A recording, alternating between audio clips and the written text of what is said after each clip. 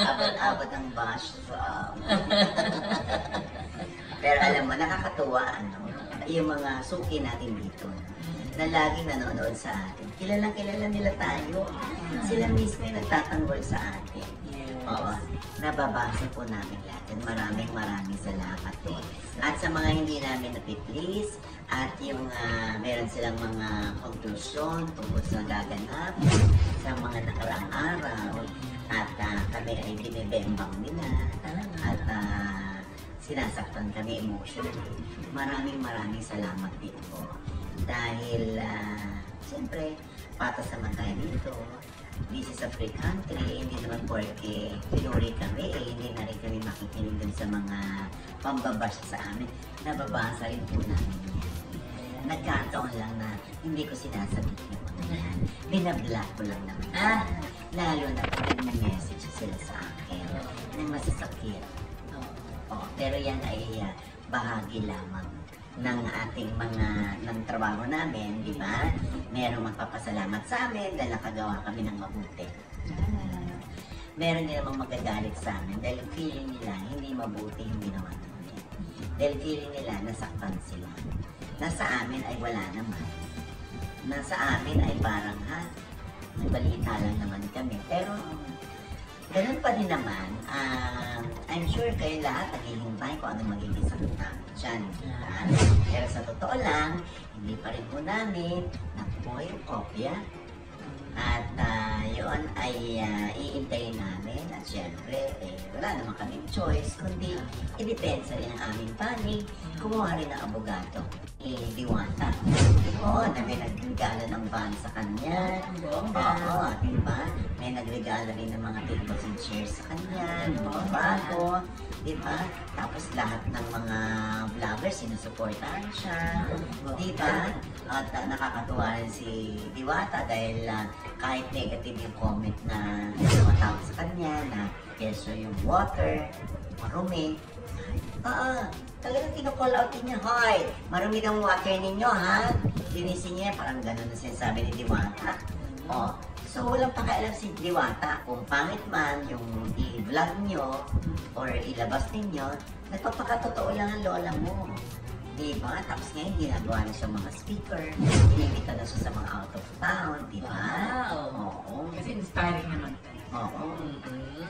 Good evening sa inyong lahat. Ito po ang inyong lingkod, Jovel Rosales. Ano pa nga ba? Ang inyong isinusulsul sa akin. Imarites muna, dali. So, good evening everyone, Luzon, Visayas, Mindanao. Let's jump up sa topic natin for this evening. So, kung nandito na kayo ngayon guys, no? Sa video na ito, is napanood nyo na nga ang video kung saan nga ay napag-usapan ni OG Diaz at ng kanyang mga ka-showbiz update. Yun nga kaso na final ni Bea Alonzo, yung cyber libel nga laban sa kanila, no? So, well, sabi nga ni OG Diaz, hindi pa naman daw niya natanggap ang kopya nito. At ang sabi niya rin doon is, kahit man buksan ang puso niya, ay wala siyang masamang tinapay o wala siyang hinanakit kay Bea Alonzo. So, yun yung nasabi ni OG Diaz. At natalakay din doon sa ating pangalawang topic naman is parang ano na naman daw sila OG Diaz kasi parang na-quote up na naman sila na sila ang nagsabi na madumi daw ang tubig na ginagamit ni Diwata Paris Overload, no? So, madumi daw ang tubig na ginagamit. So, parang inaano nila doon na hindi yun galing sa kanila. So, parang yun, fake news na galing yun sa kanila. So, yun nga ang ating topic for this evening, no? So, let's scrutinize things at ano ba yung mga makukuha natin or ano ba yung mga mababao natin or ano ba yung mga what we will learn from these things, diba? So, first, doon sa issue ng cyber libel, no? Laban kay OG Diaz or yung sa kaso nga ni Bea.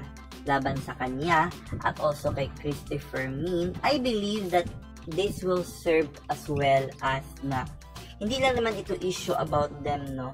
This is also about issue kung saan nga ay we must not meddle things na, alam mo yun, yung nakakasakit ka na ng damdamin ng ibang tao na parang, kumbaga ito yung usok, parang inapuyan mo pa. Yung ganun ba, no? So, kung ano yung mga pinagdadaanan, we cannot say things about this thing.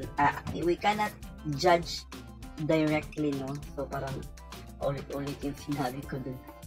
So, I mean na this is too early for now. We cannot judge kung sino talaga yung, hindi naman kasi tayo judge, no?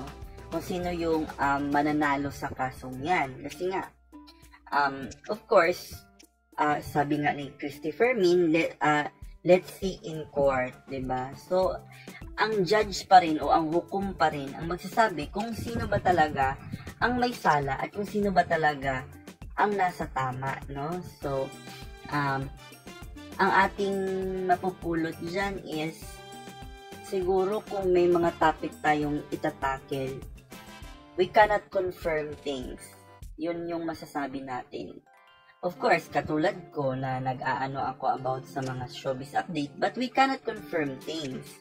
We will just quote and unquote things kung ano yung mga nababasa lang naman natin at bibigyan natin ng opinion, sentimiento, at of course, ano yung makukuha nating aral doon. Yun naman yung importante, di ba? And sa pangalawa naman is, guys, no, maraming nagsasabing negative kay Diwata Paris Overload or kay Diwata. Talagang hintuan na natin yan, guys. No, marunong tayong tumanggap ng na siya ay na-bless dahil mabuti siyang tao.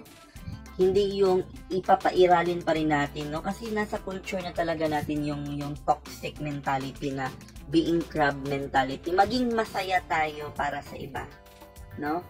Hindi ko sinasabi dito na parang, na kinakampihan ko si Diwata, ha? Pero, gano'n naman talaga, di ba? Kung medyo ma-feel kasi ng iba na medyo umaangat na, parang pinipilit binabagsak. At yun ang nakikita natin dito kay Diwata, no? So, sad tayo sa ganong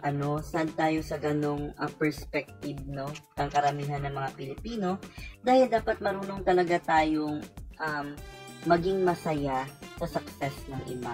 Unless lang kung may mga issue talaga kayo na like yung mga hiniraman ka ng pera, manggagamit, or yung mga ganyan na bagay. So, ibang topic na yun siya.